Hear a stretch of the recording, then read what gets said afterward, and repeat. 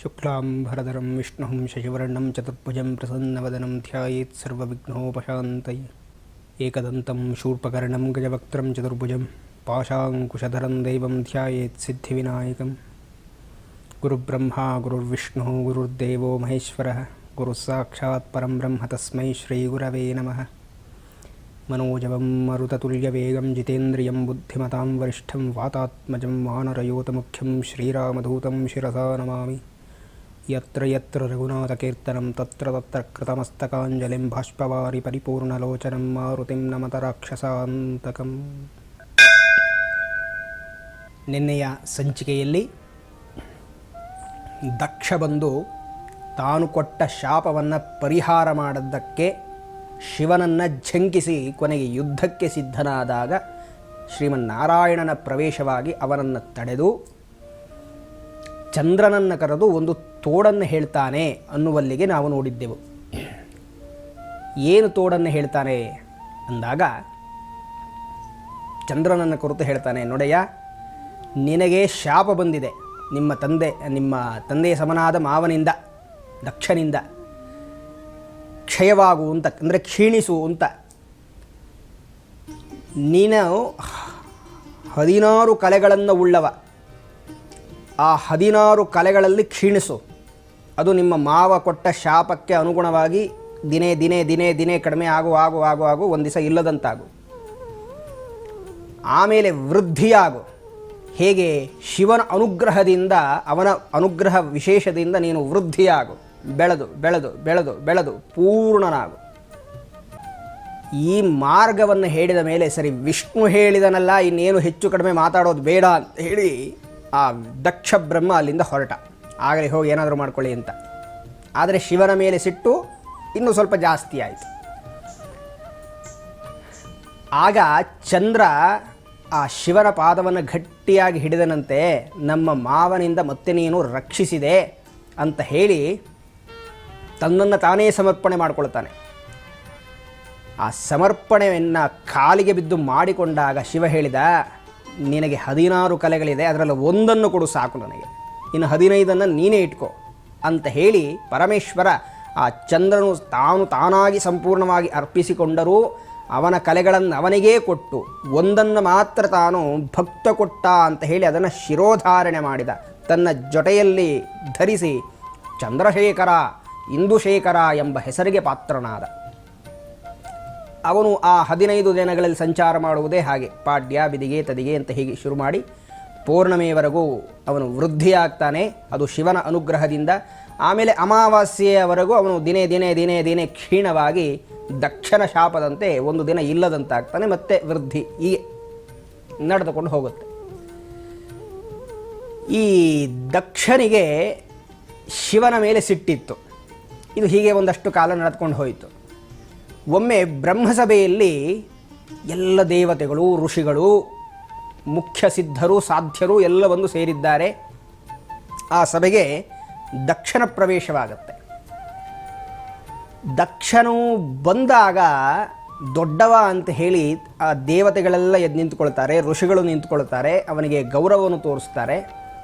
ಆ ಸಭೆಯಲ್ಲಿ ಇಬ್ಬರು ಮಾತ್ರ ಏಳಲಿಲ್ಲ, ಒಬ್ಬ ಬ್ರಹ್ಮ, ಇನ್ನೊಬ್ಬ ಪರಮೇಶ್ವರ ಅಂತ. ಈ ದಕ್ಷನಿಗೆ ಮೊದಲಿಂದ ಸಿಟ್ಟಿತ್ತಲ್ಲ, ಆ ಸಿಟ್ಟನ್ನು ಈಶ್ವರನ ಮೇಲೆ ಅಲ್ಲಿ ತೋರಿಸುವಂಥ ಪ್ರಯತ್ನವನ್ನು ಮಾಡ್ತಾನೆ. ತಂದೆ ನಿಂತ್ಕೊಳ್ಳೋದಿಲ್ಲ, ಬೇಡ ತಂದೆ ನಿಂತ್ಕೊಳ್ಳೋದು ಬೇಡ, ಚತುರ್ಮುಖ. ಆದರೆ ನಾನು ನನ್ನ ಮಗಳನ್ನು ಕೊಟ್ಟು ಮದುವೆ ಮಾಡಿದಂತಹ, ಎಲ್ಲೋ ಒಂದು ಅರ್ಥದಲ್ಲಿ ನನಗೆ ಮಗನ ಸಮಾನನಾಗಬಹುದಾದಂತಹ ಅಥವಾ ಶಿಷ್ಯನ ಸ್ಥಾನದಲ್ಲಿರಬಹುದಾದಂಥ ಈ ರುದ್ರ ಪರಮೇಶ್ವರ ನನಗೆ ಎದ್ದು ನಿಂತು ಗೌರವವನ್ನು ಸೂಚಿಸಲಿಲ್ಲವಲ್ಲ ಅನ್ನುವ ದುರಹಂಕಾರದ ಮಾತುಗಳನ್ನು ಸಭೆಯಲ್ಲಿ ಆಡ್ತಾನೆ. ಈ ದಕ್ಷ ಒಂದು ತಿಳ್ಕೊಳ್ಬೇಕಾಗಿದ್ದೇನಪ್ಪ ಅಂದರೆ, ಅವನು ಪ್ರಾರ್ಥನೆ ಮಾಡಿದ್ದರಿಂದ, ಅವನು ಅನೇಕ ವರ್ಷಗಳ ಕಾಲ ತಪಸ್ಸನ್ನು ಮಾಡಿದ್ದರಿಂದ ದಾಕ್ಷಾಯಣಿ ಮಗಳಾಗಿ ಬಂದಳು, ಆದಿಶಕ್ತಿಯಾಗಿ. ಆ ಆದಿಶಕ್ತಿ ಮಗಳಾಗಿ ಬಂದ ಮೇಲೆ ಶಿವನ ಒಂದು ಅಳಿಯ ಸ್ಥಾನ ಮಾಡಿಕೊಳ್ಳುವಂತೆ ಸಿಕ್ಕಿತು. ಅಳಿಯ ಸ್ಥಾನವನ್ನು ಆ ದೇವಿಯ ಅನುಗ್ರಹದಿಂದ ಸಿಕ್ಕಿತೇ ಆಗಲಿ, ಇವನು ಕೇಳಿಕೊಂಡು ಹೋಗಿದ್ದಲ್ಲ. ಆದ್ದರಿಂದ ಮೊದಲು ದಕ್ಷ ತಾನು ಅದನ್ನು ತಿಳ್ಕೊಳ್ಬೇಕಾಗಿತ್ತು. ಅಷ್ಟೇ ಅಲ್ಲ, ಪರಮೇಶ್ವರ ಎದ್ದು ನಿಂತ್ಕೊಳ್ಬಾರ್ದು. ಯಾಕೆಂದರೆ ಅವನು ಪರಬ್ರಹ್ಮ ಸ್ವರೂಪಿ, ಎಲ್ಲರಿಗೂ ದೊಡ್ಡವನಾದವನು ಚಿಕ್ಕವನು ಬಂದಾಗ ಎದ್ದು ನಿಲ್ಲಬಾರದು, ಅವನಿಗೆ ಆಯುಕ್ಷೀಣವಾಗುತ್ತೆ ಅನ್ನುವಂಥದ್ದು ಒಂದು ತತ್ವ. ಆದರೆ ದೊಡ್ಡವರು ಬಂದಾಗ ಚಿಕ್ಕವರು ಎದ್ದು ನಿಂತ್ಕೊಳ್ಬೇಕು, ಚಿಕ್ಕವರು ಬಂದಾಗ ದೊಡ್ಡವರು ಎದ್ದು ನಿಲ್ಲಬಾರದು. ಇದು ನಮ್ಮ ಸಂಪ್ರದಾಯ, ಆರ್ಯ ಸಂಪ್ರದಾಯ. ಹಾಗಾಗಿ ಅವನು ಎಲ್ಲೋ ಆಯುಕ್ಷೀಣವಾಗಬಾರದು ಅನ್ನುವ ದೃಷ್ಟಿಯಲ್ಲಿ ಈ ಪರಮೇಶ್ವರ ಮೌನವಾಗಿ ಕೂತಿದ್ದಾನೆ. ಆದರೆ ಏನು ದಕ್ಷ ಹಠಾಟೋಪ ಮಾಡ್ತಿದ್ದಾನೆ, ಕೂಗಾಡ್ತಾ ಇದ್ದಾನೆ. ನನಗೆ ಅಗೌರವವನ್ನು ತೋರಿಸ್ಬಿಟ್ಟ, ನನಗೆ ಒಂದು ಸ್ವಲ್ಪನೂ ಮರ್ಯಾದೆ ಮಾಡಲಿಲ್ಲ, ಒಂದಷ್ಟು ಮಾತಾಡಲಿಲ್ಲ. ಇವನಿಗೆ ಮೊದಲಿಂದು ನಾನು ಹೇಳ್ತಾ ಇದ್ದೆ ದಾಕ್ಷಾಯಣಿಗೆ, ಇವಳನ್ನು ಮದುವೆ ಆಗೋದು ಬೇಡ ಅಂತ ಕೇಳಲಿಲ್ಲ ಈ ಮಾತು ಅಂತೆಲ್ಲ ಸಭಾ ಮಧ್ಯದಲ್ಲಿ ಅಷ್ಟು ಜನಗಳ ಮಧ್ಯೆ ಶಿವನನ್ನು ನಿಂದಿಸಿ ಒಂದು ಪ್ರತಿಜ್ಞೆಯನ್ನು ಮಾಡ್ತಾನೆ.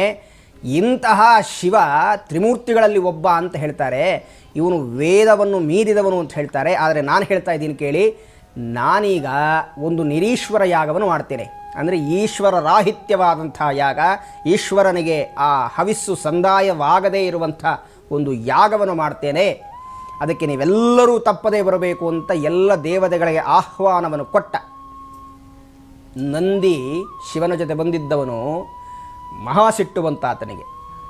ಏನು ಇಷ್ಟೊಂದು ಕ್ಷುಲ್ಲಕವಾಗಿ ಮಾತಾಡ್ತಾ ಇದ್ದಾನಲ್ಲ, ಪರಮೇಶ್ವರನನ್ನು ಕುರಿತು ಇಷ್ಟೊಂದು ಅವಮಾನವಾಗಿರತಕ್ಕಂಥ ಅವಹೇಳನಕಾರಿಯಾದ ಮಾತುಗಳನ್ನು ಆಡ್ತಾ ಇದ್ದರೆ ಈ ಜನಗಳೆಲ್ಲ ನೋಡ್ಕೊಂಡು ಸುಮ್ಮನಿದ್ದಾರೆ, ಈ ದೇವತೆಗಳು ಇವ್ರಿಗೇನು ಬುದ್ಧಿ ಇಲ್ವಾ ಅಂತ ಹೇಳಿ ಎದ್ದ ನಂದಿ ಅವನಿಗೆ ಶಾಪ ಕೊಟ್ಟು ಹೇಳ್ತಾನೆ, ನೀನು ಇಂತಹ ಅವಹೇಳನಕಾರಿಯಾದ ಮಾತುಗಳನ್ನು ಹೇಳಿದೆಯಾಗಿ ನಿನ್ನ ಈ ದುರಹಂಕಾರದ ತಲೆ ಹೋಗುತ್ತೆ, ನಿನಗೆ ಮೇಕೆ ತಲೆ ಬರಲಿ ಅಂತ. ಅದಕ್ಕೆ ಇವನೂ ಶಾಪ ಕೊಟ್ಟನಂತೆ, ನಿನ್ನಂತಹ ಪ್ರಮಥಗಣಗಳು ಭೂತಗಣಗಳಿಗೆ ಒಡೆಯನಾಗಿರತಕ್ಕಂಥ ನಿನ್ನ ಗಣಗಳು ಯಾವಾಗಲೂ ಕೂಡ ಈ ಮದ್ಯಪಾನವನ್ನು ಮಾಡಿಕೊಳ್ತಾ ಅಮೇಧ್ಯದಲ್ಲಿದ್ದು ಆ ಮೂಳೆಗಳ ಹಾರವನ್ನು ಹಾಕ್ಕೊಂಡು ತಿರುಗಾಡ್ಕೊಳ್ಳಿ ಹೋಗು ಅಂತ ಹೇಳಿ ಪರಸ್ಪರ ಇಬ್ಬರು ಶಪಿಸಿದ್ರು. ಕೊನೆಗೆ ಶಿವ ಅಲ್ಲಿಂದ ಹೊರಟ. ಶಿವ ಅವನು ಸದಾಶಿವ, ಸದಾ ಮಂಗಳ. ಈ ಸದಾಶಿವ ಅನ್ನುವಂಥ ಪದ, ಆ ಹೆಸರು ಈಶ್ವರನನ್ನು ಬಿಟ್ಟರೆ ನಾರಾಯಣನಿಗೂ ಇಲ್ಲ, ಬ್ರಹ್ಮನಿಗೂ ಇಲ್ಲ. ಸದಾ ಬ್ರಹ್ಮ ಇಲ್ಲ, ಸದಾ ನಾರಾಯಣ ಇಲ್ಲ, ಸದಾಶಿವ. ಈಶಾನಂ ಸರ್ವವಿದ್ಯಾನಾಂ ಈಶ್ವರ ಸರ್ವಭೂತಾನಾಂ ಬ್ರಹ್ಮಣೋಧಿಪತಿ ಬ್ರಹ್ಮಾಶಿವೋಮ್ಯಸ್ತು ಸದಾಶಿವೋಂ. ಸದಾಶಿವಾದ ಅಂದರೆ ಯಾವುದೇ ಸಂದರ್ಭದಲ್ಲಿಯೂ ಕೂಡ ತಾನು ಹೆಚ್ಚು ಕಡಿಮೆ ಮಾತಾಡುವುದಿಲ್ಲ, ಅಥವಾ ಅತ್ಯಂತ ಉಗ್ರನಾಗಬೇಕಾದಂಥ ಸಂದರ್ಭ ಬಂದಾಗ ಮಾತ್ರ ಅವನು ಉಗ್ರನಾಗ್ತಾನೆ, ಬಿಟ್ಟು ಇನ್ನೆಲ್ಲ ಉಳಿದ ಕಾಲದಲ್ಲಿ ಪ್ರಶಾಂತವಾಗಿರ್ತಾನೆ, ತನ್ನಲ್ಲಿ ತಾನು ರಮಿಸ್ತಾ ಇರ್ತಾನೆ, ಯಾವುದೇ ಅಡೆತಡೆಗೂ ಎಡೆ ಕೊಡೋದಿಲ್ಲ.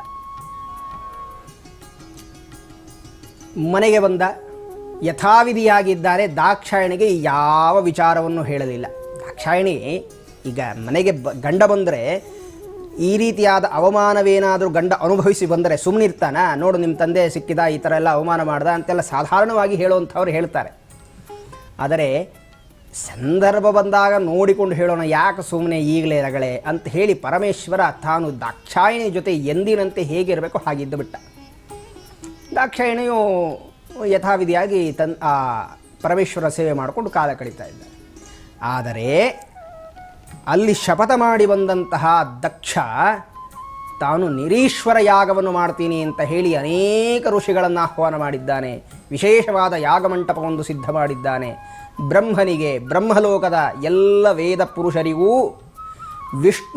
ಆ ವಿಷ್ಣುವಿನ ಎಲ್ಲ ದಾಸರಿಗೂ, ಅವನ ಎಲ್ಲ ಗಣಗಳಿಗೂ ಆಹ್ವಾನ ಕೊಟ್ಟಿದ್ದಾನೆ.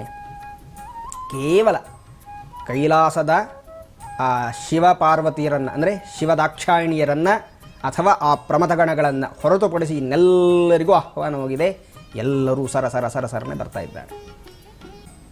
ಏನಾಗಿದೆ ಅಂದರೆ, ಈ ಗಂಧಮಾದನ ಪರ್ವತದಲ್ಲಿ ದಾಕ್ಷಾಯಣಿ ಏನೋ ಸಂಚಾರ ಮಾಡ್ತಾ ಇದ್ಲು, ವಿಹಾರ ಮಾಡ್ತಾ ಇದ್ಲು. ಈ ನಕ್ಷತ್ರಗಳು ತನ್ನ ಸಹೋದರಿಯರು 27 ಜನ ರಭಸವಾಗಿ ತಂದೆಯ ಮನೆ ಕಡೆಗೆ ಓಡ್ತಾ ಇದ್ದಾರೆ.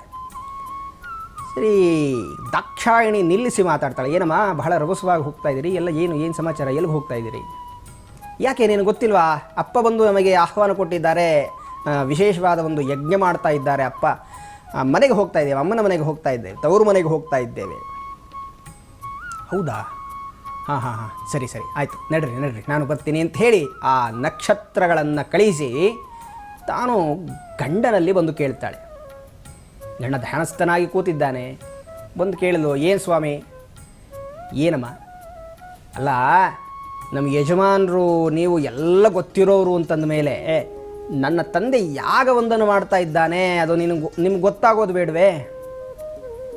ನಮ್ಮ ತಂದೆ ಮಾಡಬಹುದಾದಂಥ ಯಾಗಕ್ಕೆ ನಾವು ಹೋಗದೇ ಇದ್ದರೆ ಚೆನ್ನಾಗಿರುತ್ತೇನ್ರಿ? ನಡೀರಿ ಹೋಗೋಣ, ನಡೀರಿ.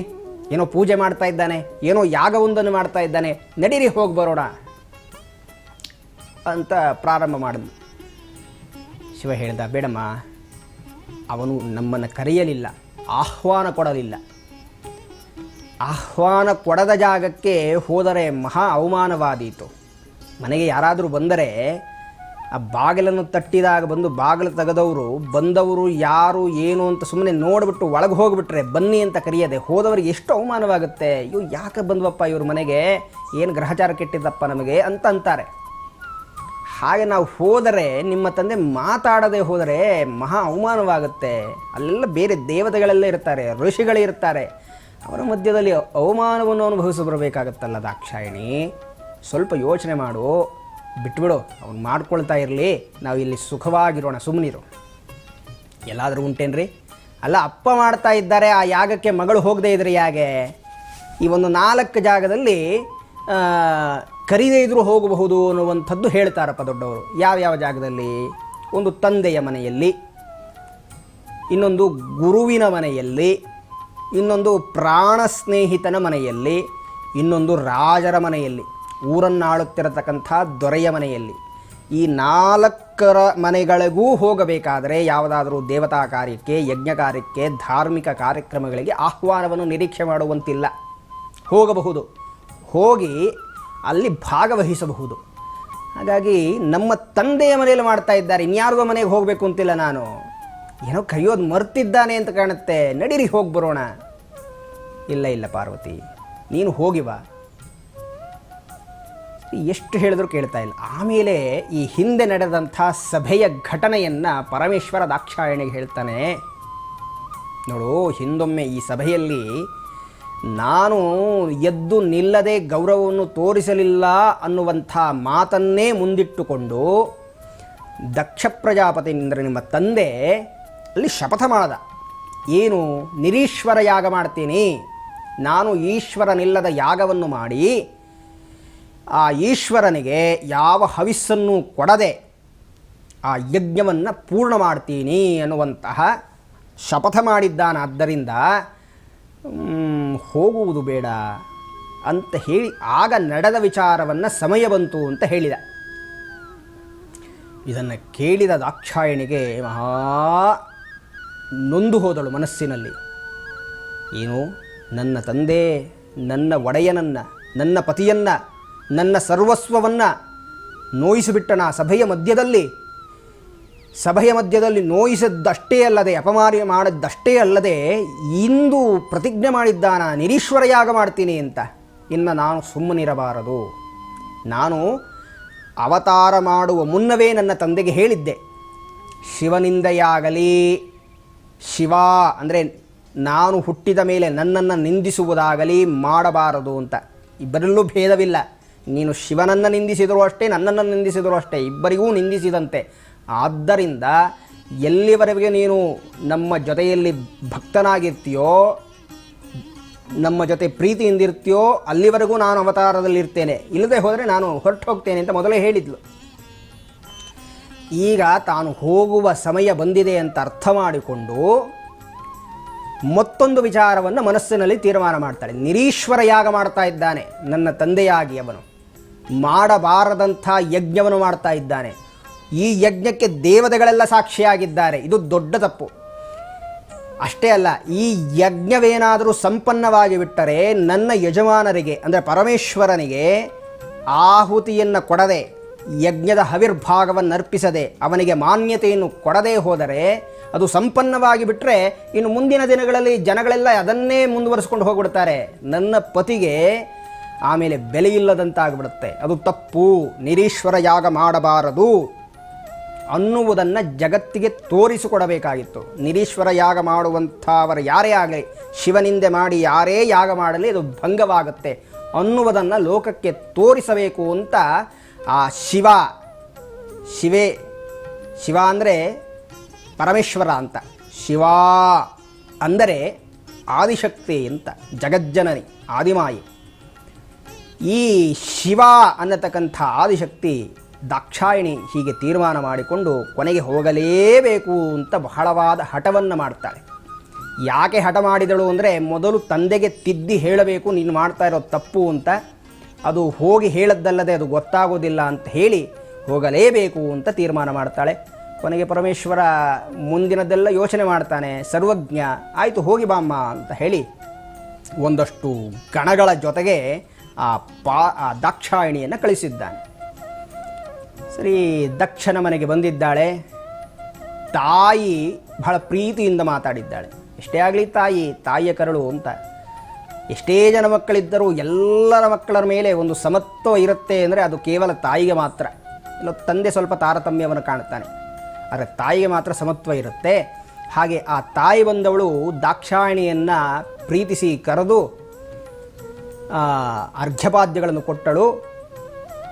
ಈ ಸತಿ ಬಂದವಳು ದಕ್ಷನನ್ನು ನಿಲ್ಲಿಸಿ ಕೇಳ್ತಾಳೆ ಯಾಗ ಮಧ್ಯದಲ್ಲಿ, ಏನಪ್ಪ, ನನ್ನ ಪತಿಯಾದಂಥ ಸರ್ವಲೋಕಕ್ಕೆ ಅಧಿಪತಿಯಾಗಿರುವಂಥ ಸರ್ವಲೋಕ ವಂದ್ಯನಾಗಿರುವಂತಹ ಪರಮೇಶ್ವರನಿಲ್ಲದ ಯಾಗವನ್ನು ನೀನು ಮಾಡ್ತಾ ಇದೆಯಲ್ಲ, ಅವನು ಯಾರು ಬೇರೆಯವನ? ಅವನು ಪರಬ್ರಹ್ಮ ಸ್ವರೂಪ, ನಿನ್ನ ಭಾಗ್ಯದಿಂದ ನಿನ್ನ ಅಳಿಯನಾಗಿದ್ದಾನೆ, ಎಷ್ಟು ಪುಣ್ಯ ನಿನ್ನದು. ಅಂತಹ ಪರಮೇಶ್ವರನನ್ನು ಬಿಟ್ಟು ಮಾಡ್ತಾ ಇದೆಯಲ್ಲಪ್ಪ ಯಜ್ಞವನ್ನು, ತಪ್ಪಲ್ವೇನಪ್ಪ, ಕರಿಬೇಕಲ್ವೇನಪ್ಪ ನೀನು ಅಂತ ಶುರು ಮಾಡಿದ. ಹೀಗೆ ಶುರು ಮಾಡಿದಂಥ ದಾಕ್ಷಾಯಿಣಿಯ ಮಾತನ್ನು ಕೇಳಿ ರೋಸಿದಂತಹ ದಕ್ಷಬ್ರಹ್ಮ ಎದ್ದು ನಿಂತ ಉಗ್ರನಾದ. ಏನೋ, ನಾನು ಹೋಗಿ ಆ ತಿರುಪೆ ಎತ್ತುವವನನ್ನು ಕರೆಯಬೇಕೆ? ಅವನಿಗೇನಾದರೂ ಜ್ಞಾನವಿದೆಯೇ? ಏನಾದರೂ ಇಂಥ ಸ್ಥಳ ಅನ್ನುವಂಥದ್ದು ಇದೆಯೇ? ಅವನ ಆ ರೂಪವೋ? ತಿನ್ನಲನ್ನವಿಲ್ಲದೆ ತಿರುಪೆಯನ್ನವನ್ನೆತ್ತಿ ತಿರುಗುವವನು, ಧರಿಸಲಾಭರಣಗಳಿಲ್ಲದೆ ಹಾವುಗಳನ್ನು ರುಂಡಮಾಲೆಯನ್ನು ಧರಿಸಿರುವವನು, ಧರಿಸಲು ವಸ್ತ್ರವಿಲ್ಲದೆ ಗಜಚರ್ಮವನ್ನು ಹುಲಿಯ ಚರ್ಮವನ್ನುಟ್ಟವನು, ಧರಿಸಲು ಆಯುಧವಿಲ್ಲದೆ ಆ ತ್ರಿಶೂಲವನ್ನು ಧರಿಸಿದ್ದಾನೆ, ಇರಲು ಎಡೆಯಿಲ್ಲದೆ ಸ್ಮಶಾನವಾಸವೇ ಆಗಿದ್ದಾನೆ. ಅವನಿಗೆ ಆ ಪರಿವಾರವೇ ಭೂತ ಪ್ರೇತ ಪಿಶಾಚಿ ಗಣಗಳು. ಆ ಬೂದಿಯನ್ನು, ಆ ಸುಟ್ಟ ಬೂದಿಯನ್ನು, ಹೆಣಗಳು ಸುಟ್ಟ ಬೂದಿಯನ್ನು ಹಚ್ಚಿಕೊಂಡು ಓಡಾಡ್ತಾನೆ. ಅವನಿಗೆ ಗಂಧ ಅನ್ನುವಂಥದ್ದು ಏನಾದರೂ ಗೊತ್ತಿದೆಯೇ? ಆ ಆಯುಧವೋ ಢಮರುಗ, ವಾದ್ಯವೋ ಢಮರುಗ, ಆ ವಾಹನವೋ ಎತ್ತು. ಹೋಗು ಯಾರಿಗೆ ಹೇಳುತ್ತಿರುವೆ ನಿನ್ನ ಈ ಗಂಡನ ಗಮ್ಮತ್ತು ಅಂತ ಹೇಳಿ ಅತ್ಯಂತ ಹೀನಮಾನವಾಗಿ ಪರಮೇಶ್ವರ ನಿಂದನೆಯನ್ನು ಮಾಡಿದ. ಎಷ್ಟು ಮಾಡಲು ಸಾಧ್ಯವಾಗಿತ್ತೋ ಅಷ್ಟುವರೆಗೆ ಇಡೀ ಸಭೆಯ ಮಧ್ಯದಲ್ಲಿ ಆ ಸತಿಯ ಮುಂದೆ, ದಾಕ್ಷಾಯಿಣಿಯ ಮುಂದೆ ಶಿವನನ್ನು ನಿಂದನೆ ಮಾಡಿದ. ನಾವು ಈ ಹಂತದಲ್ಲಿ ಇಲ್ಲಿ ಸ್ವಲ್ಪ ಈ ಕಥೆಯನ್ನು ನಿಲ್ಲಿಸಿ ನಿಜವಾಗಿಯೂ ಶಿವನ ಆಭರಣಗಳು, ಆ ಶಿವನು ತೊಟ್ಟಿರುವಂಥ ವೇಷಭೂಷಣಗಳ ಅರ್ಥ ಏನಾದರೂ ಇದೆಯೇ? ಈಗ ಇಷ್ಟೆಲ್ಲ ನಿಂದನೆ ಮಾಡಿದನಲ್ಲ ದಕ್ಷಬ್ರಹ್ಮ, ಅದರ ಹಿನ್ನೆಲೆ ಅಥವಾ ಏನಾದರೂ ಅದರ ಧ್ವನಿ ಅರ್ಥ ಏನಾದರೂ ಇದೆಯೇ ಅನ್ನುವುದನ್ನು ಸ್ವಲ್ಪ ಕಥೆಗೆ ವಿರಾಮವನ್ನು ಕೊಟ್ಟು ನಾವು ಶಿವನ ಈ ವೇಷಭೂಷಣಗಳ ಬಗ್ಗೆ ಸ್ವಲ್ಪ ಚಿಂತನೆಯನ್ನು ಮಾಡುವ ಪ್ರಯತ್ನವನ್ನು ಮಾಡೋಣ. ಮತ್ತು ಈ ಪ್ರಯತ್ನದಲ್ಲಿ ನಾನು ಹೇಳುವುದೇ ಪರಮಸತ್ಯ ಅಂತಲ್ಲ, ಹೀಗಿರಬಹುದು ಅನ್ನುವಂಥದ್ದು ಒಂದು ಮಾರ್ಗ ಅಷ್ಟೇ, ಅದನ್ನು ಬಿಟ್ಟರೆ ಇದೇ ಪರಮಸತ್ಯ ಅನ್ನುವಂಥದ್ದಲ್ಲ. ಹೀಗಾಗಿ ಆ ಪರಮೇಶ್ವರನ ವೇಷಭೂಷಣಗಳನ್ನು ಚಿಂತನೆ ಮಾಡುತ್ತಾ ಅವನ ಆಪಾದ ಮಸ್ತಕ ಮೌಳಿ ಪರ್ಯಂತ ಯಾವ ಯಾವ ಭಾಗದಲ್ಲಿ ಏನೇನು ಆಭರಣಗಳಿದೆ ಎಲ್ಲವನ್ನೂ ಚಿಂತನೆ ಮಾಡಲು ಆಗದೇ ಇದ್ದರೂ ಕೆಲವೊಂದು ಪ್ರಧಾನವಾಗಿರುವುದನ್ನು ನಾವು ಸ್ವಲ್ಪ ನಿಧಾನವಾಗಿ ಅಧ್ಯಯನ ಮಾಡುವ ಪ್ರಯತ್ನವನ್ನು ಮಾಡೋಣ. ಮೊದಲಿಗೆ ಆ ಪರಮೇಶ್ವರನ ಜಟೆಯಲ್ಲಿ ಆ ಕೊನೆಯಲ್ಲಿರತಕ್ಕಂಥ ಗಂಗಾಮಾತ, ಆ ಗಂಗೆ ಜಟೆಯಲ್ಲಿ ಧಾರಣೆ ಮಾಡಿದ್ದರಿಂದಲೇ ಆ ಶಿವನನ್ನು ಗಂಗಾಧರ ಅನ್ನುವ ಹೆಸರಿಂದ ಕರೆಯುವಂಥದ್ದು. ಅಥವಾ ಇನ್ನೊಂದು ಹೆಸರು ಕಪರ್ದಿ ಅನ್ನುವಂಥ ಹೆಸರು ಬಂದದ್ದು. ಯಾಕೆ ಈ ಹೆಸರು ಬಂತು? ಶಿವ ಯಾಕೆ ಗಂಗಾಧರನಾಗುವಂಥ ಸಂದರ್ಭ ಬಂತು ಅಂದರೆ, ನಾವು ಇದನ್ನು ನೋಡಬೇಕಾದರೆ ರಾಮಾಯಣಕ್ಕೆ ಹೋಗಬೇಕು. ರಾಮಾಯಣದಲ್ಲಿ ರಾಮವಂಶದ ಹಿರಿಯರಾದಂತಹ ಅಸಿತ ಅನ್ನತಕ್ಕಂಥ ರಾಜ, ಆ ಅಸಿತ ಎಂಬತಕ್ಕಂಥ ರಾಜ ರಾಜ್ಯದಿಂದ ಬಹಿಷ್ಕೃತನಾಗಿ ಯಾವುದೋ ಒಂದು ಸಂದರ್ಭದಲ್ಲಿ ಭೃಗು ಪ್ರಶ್ರವಣದಲ್ಲಿ ಆಶ್ರಯವನ್ನು ತಗೊಂಡ. ಆತನಿಗೆ ಇಬ್ಬರು ಪತ್ನಿಯರು. ಒಬ್ಬ ಪತ್ನಿ ಹೆಸರನ್ನು ದಾಖಲು ಮಾಡಿಲ್ಲ, ಇನ್ನೊಬ್ಬರು ಕಾಲಿಂದಿ ಅಂತ. ಈ ಕಾಲಿಂದಿ ಗರ್ಭವತಿಯಾಗಿದ್ಲು, ಮೊದಲನೆಯ ಪತ್ನಿ ಗರ್ಭವತಿಯಾಗಿರಲಿಲ್ಲ. ಒಂದಷ್ಟು ಕಾಲವಾಗುತ್ತಿದ್ದ ಹಾಗೆ ಅಸಿತ ಸತ್ತು ಹೋದ. ಈ ಅಸಿತ ಪತ್ನಿ ಇನ್ನೊಬ್ಬಳು ಮೊದಲನೆಯವಳು ಇವಳು ಗರ್ಭಿಣಿಯಾಗಿದ್ದಾಳೆ ಅನ್ನುವ ವಿಚಾರವನ್ನು ತಿಳಿದುಕೊಂಡು ಮಹಾಮತ್ಸರ, ಹೊಟ್ಟೆಯ ಕಿಚ್ಚು, ಏನಾದರೂ ಮಾಡಿ ಆ ಹೊಟ್ಟೆಯಲ್ಲಿರುವ ಮಗನನ್ನು ಹುಟ್ಟದಂತೆ ಮಾಡಿ ಅಲ್ಲೇ ಸಾಯಿಸಿಬಿಡಬೇಕು ಅಂತ ತೀರ್ಮಾನ ಮಾಡಿದಂಥ ಅಸಿತ ಪತ್ನಿ ಮೊದಲನೆಯವಳು ಪಾಪ ಆ ಗರ್ಭಿಣಿಯಾದ ಆ ಕಾಲಿಂದಿಗೆ ವಿಷಮಿಶ್ರಿತವಾದಂಥ ಗರಸಹಿತವಾದಂತಹ ಆಹಾರವನ್ನು ಕೊಟ್ಟುಬಿಟ್ಲು. ಪಾಪ ಏನು ಕೊಟ್ಟಿದ್ದಾಳಲ್ಲ ಪ್ರೀತಿಯಿಂದ ಅಂತ ಹೇಳಿ ಆ ಆಹಾರವನ್ನು ಸೇವಿಸ್ತಾಳೆ. ಸೇವನೆ ಮಾಡಿದ ಸ್ವಲ್ಪ ಹೊತ್ತಿನಲ್ಲಿಯೇ ದೇಹದಲ್ಲಿ ಆ ಹೊಟ್ಟೆಯಲ್ಲಿ ಮಹಾ ಸಂಕಟ ಪ್ರಾರಂಭವಾಗಿಬಿಡ್ತು. ಆಗ ಆ ಸಂಕಟವನ್ನು ಸಹಿಸಲಾರದೆ ಆ ಕಾಲಿಂದಿ ಚವನ ಮಹರ್ಷಿಗಳ ಪಾದವನ್ನು ಹಿಡಿದ್ಲು. ಚವನ ಮಹರ್ಷಿಗಳ ಪಾದವನ್ನು ಹಿಡಿದು ಭಕ್ತಿಯಿಂದ ಬೆಳ್ತಾಳೆ, ಸ್ವಾಮಿ ನನಗೆ ಈ ಗತಿಯಾಗಿಬಿಡ್ತು ಅಂತ. ಸರಿ, ಅವರು ಯಾಕೆ ಹೀಗಾಯಿತು ಅಂತ ಹೇಳಿ ಕಣ್ಣನ್ನು ಮುಚ್ಚಿ ತಮ್ಮ ದಿವ್ಯ ದೃಷ್ಟಿಯಿಂದ ನೋಡಿದರೂ ಆ ಅಸಿತ ಪತ್ನಿ ಈಕೆಗೆ ವಿಷಮಿಶ್ರಿತವಾದಂಥ ಗರಸಹಿತವಾದ ಆಹಾರವನ್ನು ಕೊಟ್ಟುಬಿಟ್ಟಿದ್ದಾಳೆ. ಆದ್ದರಿಂದ ಪಾಪ ಇವಳು ಒದ್ದಾಡ್ತಾ ಇದ್ದಾಳೆ. ಕೊನೆಗೆ ಅವರು ಅನುಗ್ರಹ ಮಾಡಿ ತಮ್ಮ ತಪಶಕ್ತಿಯನ್ನು ಧಾರೆ ಎರೆದು ಆಕೆಗೆ ಭಯವನ್ನು ನಿವಾರಣೆ ಮಾಡುತ್ತಾ ಅನುಗ್ರಹ ಮಾಡಿ ಹೇಳ್ತಾಳೆ, ನೀನು ಭಯಪಡಬೇಡಮ್ಮ, ಗರೇಣ ಸಹಿತ ಶ್ರೀಮಾನ್ ಜಾತಃ ಸಗರೋಭವತ್. ನಿನ್ನ ಹೊಟ್ಟೆಯಲ್ಲಿ ಹುಟ್ಟತಕ್ಕಂಥ ಮಗು ಗರಸಹಿತನಾಗಿ ಹುಟ್ಟುಬಿಡ್ತಾನೆ, ವಿಷಸಹಿತನಾಗಿ ಹುಟ್ಟುತ್ತಾನೆ. ಆದ್ದರಿಂದ ಹುಟ್ಟುವ ಮಗುನಿಗೆ ಸಗರ ಅಂತ ಹೇಳಿ, ಗರ ಅಂದರೆ ವಿಷ ಅಂತ, ಗರಸಹಿತನಾಗಿ ಅವನು ಹುಟ್ಟಿದ್ದರಿಂದ ಚವನ ಮಹರ್ಷಿಗಳ ಆಶ್ರಮದಲ್ಲಿ ಅವನು ಹುಟ್ಟಿ ಬಂದದ್ದು. ಅವರಿಗೆ ಸಗರ ಅನ್ನುವ ಹೆಸರನ್ನು ಆ ಚವನ ಮಹರ್ಷಿಗಳು ಪ್ರದಾನ ಮಾಡಿದರು. ಇವನು ಬೆಳೆದು ದೊಡ್ಡವನಾದ ಮೇಲೆ ಅವರಿಂದ ಆ ಅಗ್ನ್ಯಾಸ್ತ್ರವನ್ನೆಲ್ಲ ಸಿದ್ಧಿ ಮಾಡಿಕೊಂಡು ಮತ್ತೆ ಕಳೆದುಕೊಂಡ ರಾಜ್ಯವನ್ನು ಆ ಅಗ್ನ್ಯಾಸ್ತ್ರ ಪ್ರಯೋಗದಿಂದ ಎಲ್ಲವನ್ನ ತನ್ನದನ್ನಾಗಿ ಮಾಡಿಕೊಳ್ತಾನೆ. ಒಂದಷ್ಟು ಕಾಲವಾಗುತ್ತೆ. ಅವನಿಗೆ ಇಬ್ಬರು ಪತ್ನಿಯರು. ಆ ಇಬ್ಬರು ಪತ್ನಿಯರಲ್ಲಿ ಒಬ್ಬಳು ಕೇಶಿನಿ ಹಾಗೂ ಸುಮತಿ ಅಂತ. ಇವರು ಮಕ್ಕಳಾಗಬಹುದಾದಂಥ ಒಂದು ಸಾಧ್ಯತೆ ಇತ್ತು ಇವರಿಗೆ. ಏನು ಸಾಧ್ಯತೆ ಇತ್ತು ಅಂದರೆ, ಒಬ್ಬಳಿಗೆ ಒಂದೇ ಮಗು, ಇನ್ನೊಬ್ಬಳಿಗೆ 60,000 ಮಕ್ಕಳಾಗಬಹುದಾದಂಥ ಒಂದು ಸಾಧ್ಯತೆ ಇತ್ತು. ಇದು ಮಹರ್ಷಿಗಳ ಅನುಗ್ರಹದಿಂದ ಬಂದಂಥ ಫಲದ ಪ್ರಭಾವ. ಯಾರು ಯಾವುದನ್ನು ಸೇವಿಸ್ತೀರಿ ಎಂದಾಗ ಕೇಶಿನಿ ಹೇಳಿದು, ನನಗೆ ಒಂದು ಸಾಕಪ್ಪ, ಒಂದು ಮಗು ಇರುವಂಥದ್ದು ಸಾಕು ಅಂದ್ಲು. ಈ ಸುಮತಿ ಅಂದರೆ ಗರುಡನ ಸಹೋದರಿ, ಅವಳು ಹೇಳಿದು, ನನಗೆ 60,000 ಮಕ್ಕಳಿರಲಿ ಅಂತ. ಸರಿ, ಇಬ್ಬರು ಫಲವನ್ನು ಭುಂಜಿಸಿದರು. ಕೇಶನಿಗೆ ಒಬ್ಬ ಮಗನಾದ, ಅವನ ಹೆಸರು ಅಸಮಂಜಸ ಅಂತ. ಈ 60,000 ಮಕ್ಕಳನ್ನು ಅಂದರೆ ಹೆರುವಾಗ ಒಂದು ಪಿಂಡ ರೂಪವಾಗಿದ್ದು ಆಮೇಲೆ ಅದು 60,000 ಭಾಗವಾಯಿತು ಅನ್ನುವ ವಿವರಣೆಯನ್ನೆಲ್ಲ ಪುರಾಣದಲ್ಲಿ ಕೊಡ್ತಾರೆ. ಈ 60,000 ಭಾಗದ ಮಕ್ಕಳು ಒಂದು ಕಡೆ, ಈ ಒಬ್ಬನಾದಂಥ ಅಸಮಂಜಸ ಅವನು ರಾಜಕುಮಾರನಾಗಿ ಹೀಗೆ ಮುಂದುವರಿಯುವಾಗ ಸಗರ ಚಕ್ರವರ್ತಿ ಒಂದು ವಿಶೇಷವಾದ ಯಾಗವನ್ನು ಮಾಡ್ತೀನಿ ಅಂತ ಹೇಳಿ ಅಶ್ವಮೇಧ ಯಾಗ ಮಾಡ್ತೀನಿ ಅಂತ ತೀರ್ಮಾನ ಮಾಡಿದ. ಈ ಅಶ್ವಮೇಧ ಯಾಗದಲ್ಲಿ ಮುಂದೆ ಏನಾಯಿತು, ಏನು ಮಾಡಿದ್ರು ಅನ್ನುವಂಥದ್ದನ್ನು ನಾವು ಮುಂದಿನ ಸಂಚಿಕೆಯಲ್ಲಿ ಚಿಂತನೆಯನ್ನು ಮಾಡೋಣ ಅಂತ ಹೇಳ್ತಾ ಇಲ್ಲಿಗೆ ಈ ವಿಚಾರಕ್ಕೆ ವಿರಾಮವನ್ನು ಕೊಡ್ತಾ ಇದ್ದೇನೆ. ನಮಸ್ಕಾರ.